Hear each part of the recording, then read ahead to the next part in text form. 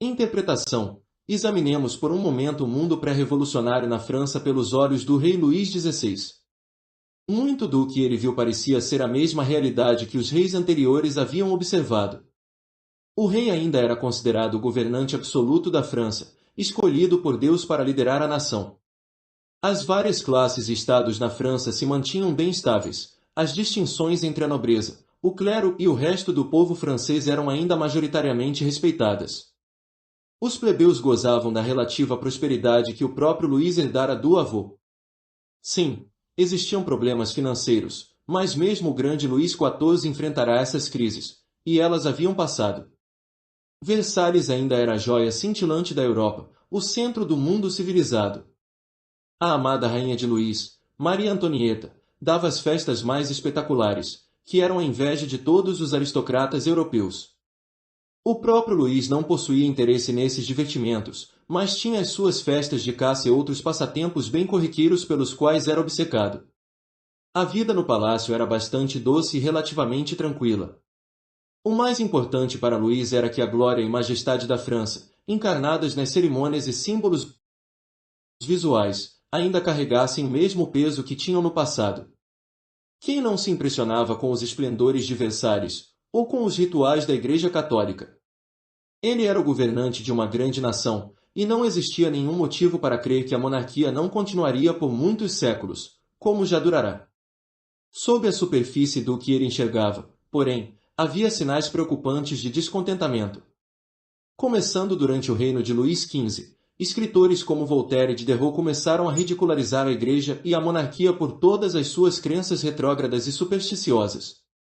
Eles refletiam um novo espírito científico que se espalhava por toda a Europa, e era difícil reconciliar isso com muitas das práticas da Igreja e da nobreza. Suas ideias se tornaram conhecidas como o Iluminismo, e eles começaram a ganhar influência sobre a classe média em expansão, que se sentia excluída do poder e pouco arrebatada por todo o simbolismo da monarquia. Por trás da fachada aparentemente tranquila da nobreza, escondia-se um número considerável de rachaduras. Muitos aristocratas haviam passado a detestar o poder absolutista do rei, a quem viam como fraco e indigno do respeito deles. Ansiavam por mais poder para eles mesmos. Sociedades secretas brotavam por todos os cantos, promovendo uma nova maneira de sociabilizar, bem longe do ambiente pomposo da corte. Supremos entre elas estavam os maçons e as suas lojas, com os seus próprios rituais secretos, das quais o próprio Danton era membro. As lojas maçônicas eram viveiros de descontentamento em relação à monarquia, sendo os membros bastante simpáticos às ideias do iluminismo. Queriam uma nova ordem na França. Em Paris, o teatro havia de repente se tornado o local mais popular para se frequentar e no qual ser visto, muito mais popular do que a igreja. E as peças encenadas agora ridicularizavam a monarquia da maneira mais insolente. E todos aqueles símbolos e cerimônias majestosos da monarquia, que permaneceram relativamente inalterados, começavam a parecer bem vazios, máscaras sem nada por trás. Os cortesãos não entendiam mais o que estavam fazendo, ou por que o faziam, ao participarem dos complexos rituais na Companhia do Rei. As pinturas, estátuas e fontes ornamentadas com figuras mitológicas eram tão bonitas quanto antes, mas vistas apenas como peças superficiais de arte, não como indicação de uma conexão profunda com o passado glorioso da França. Todos esses sinais eram sutis e díspares. Era difícil conectar todos eles a qualquer tipo de tendência, muito menos com uma revolução. Poderiam passar como curiosidades, novos passatempos para uma nação entediada, sem qualquer significado subjacente. Entretanto, a crise se agravou no fim da década de 1780, e, de súbito, esses exemplos isolados de desencantamento começaram a se combinar numa força inegável. O preço do pão havia subido, assim como o custo de vida, para todos os súditos franceses. À medida que o descontentamento se alastrava, a nobreza e a burguesia farejavam a fraqueza no rei e exigiam mais poder. Agora o rei não tinha como ignorar o que estava acontecendo, e, nos estados gerais, a perda de respeito e o desencantamento lhes eram visíveis demais no comportamento do terceiro estado. Luís, porém, só conseguia ver aqueles acontecimentos pela lente da monarquia divina que ele havia herdado e à qual se agarrava com tanto desespero. Esses súditos Os franceses que o desrespeitavam e desobedeciam ao seu governo absoluto só poderiam ser indivíduos hereges, e apenas uma minoria barulhenta. Desobedecer ao seu comando era equivalente a um sacrilégio. Como essas pessoas não eram persuadidas pelos símbolos do passado glorioso, ele empregaria a força para fazer o passado e as tradições prevalecerem. Contudo, uma vez que algo tenha perdido seu encanto e não cative mais, nenhuma quantidade de força o trará de volta à vida. E, em outubro de 1789, na carruagem que o levou para sempre para longe de Versalhes e do passado, tudo o que enxergava eram pessoas que não eram seus súditos, mas estranhos de algum tipo. Ele teve que incluir Danton nesse grupo. Na sua execução, dirigiu-se à multidão como se ainda fosse o rei, perdoando-lhes os pecados. O povo, de sua parte, via só um ser humano, despido de toda a sua glória pregressa, nada melhor do que eles. Quando Georges-Jacques Danton olhou para o mesmo mundo do rei, viu algo bem diferente. Ao contrário deste, não era tímido ou inseguro. Não tinha nenhuma necessidade interior de confiar no passado para apoiá-lo. Fora educado por sacerdotes liberais que lhe incutiram as ideias do iluminismo, e aos 15 anos, na coroação, teve um vislumbre fugaz do futuro, intuindo por um momento como a monarquia e os seus símbolos haviam se tornado vazios, e que o rei era só um homem comum. Na década de 1780, ele começou a captar os sinais discrepantes da mudança desde o conselho do rei e o desrespeito crescente entre a classe dos advogados, aos clubes e a vida nas ruas, onde um novo espírito era detectável. Percebia o sofrimento das classes mais baixas e sentia uma empatia com o seu senso de exclusão. E esse novo espírito não era apenas político, mas também cultural. A juventude da geração de Danton se cansará de toda aquela formalidade vazia da cultura francesa. Ansiava por algo mais livre e espontâneo. Queria expressar as suas emoções aberta e naturalmente. Almejava se livrar de todas as vestimentas e penteados ornamentados e trajar roupas mais soltas com menos ostentação. Visava uma socialização mais aberta, a fraternização desimpedida de todas as classes, como ocorria nos clubes de Paris.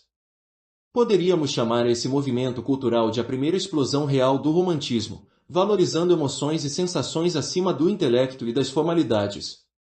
Danton tanto exemplificava esse espírito romântico como o entendia.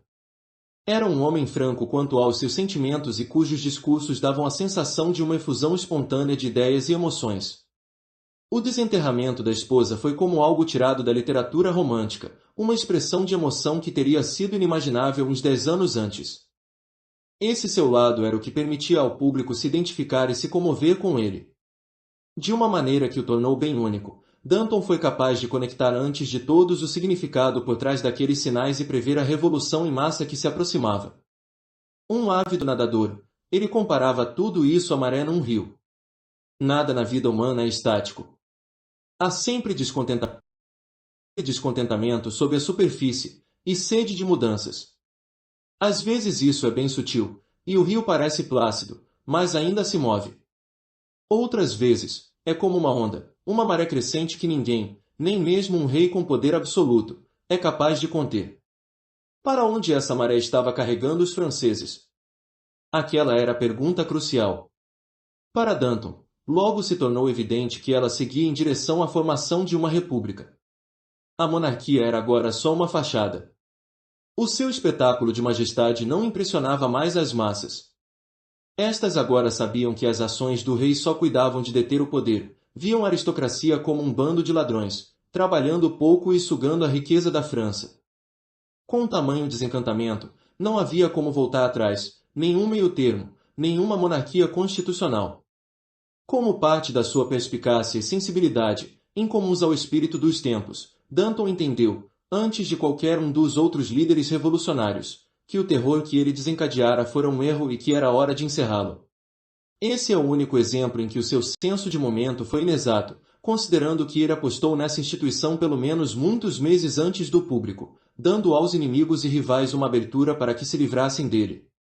Entenda, o leitor talvez veja o rei Luís XVI como um exemplo extremado de alguém fora de sintonia com os tempos, não particularmente relevante à sua própria vida, mas, na verdade, ele está mais próximo de você do que imagina. Como ele, é provável que você olhe para o presente através da lente do passado. Quando examina o mundo em redor, ele parece, em geral, igual ao do dia ou à semana, ou ao mês ou até ao ano anterior. As pessoas agem mais ou menos do mesmo jeito.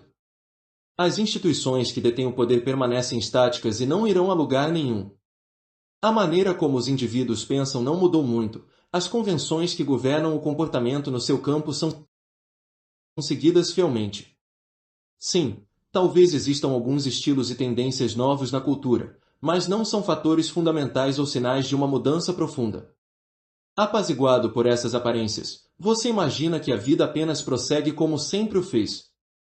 Abaixo da superfície, porém, a maré se move, nada na cultura humana permanece estático. Aqueles que são mais jovens do que você não têm mais o mesmo nível de respeito por alguns dos seus valores ou instituições. As dinâmicas de poder entre classes, regiões, indústrias estão em um estado de fluxo. As pessoas começam a se socializar e interagir de formas diferentes. Novos símbolos e mitos são formados, e os velhos vão desaparecendo.